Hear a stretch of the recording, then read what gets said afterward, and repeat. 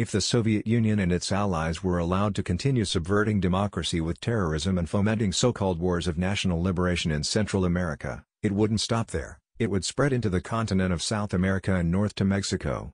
Then, as I was told that Lenin once said, once we have Latin America, we won't have to take the United States, the last bastion of capitalism, because it will fall into our outstretched hands like overripe fruit.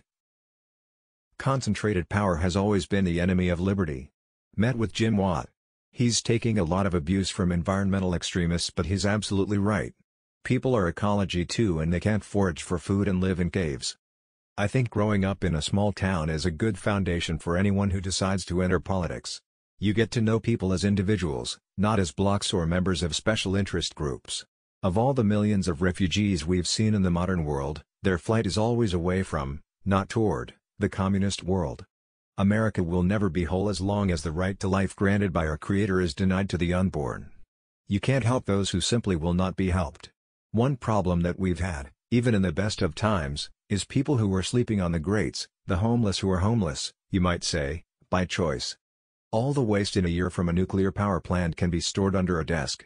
These were eye-opening years for me. When I'd come back to Warner Brothers after the war, I'd shared the orthodox liberal view that communists, if there really were any, were liberals who were temporarily off track, and whatever they were, they didn't pose much of a threat to me or anyone. I heard whispers that Moscow wanted to infiltrate the world's most powerful medium of entertainment, but I'd pass them off as irrational and emotional red baiting. Now I knew from first-hand experience how communists used lies, deceit, violence, or any other tactic that suited them to advance the cause of Soviet expansionism.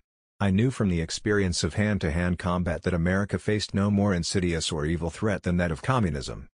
Doing for people what they can, and ought to do for themselves, is a dangerous experiment, the great labor leader Samuel Gompers said. In the last analysis, the welfare of the workers depends on their own initiative. The classic liberal believed individuals should be masters of their own destiny and the least government is the best government. These are precepts of freedom and self-reliance that are at the root of the American way and the American spirit.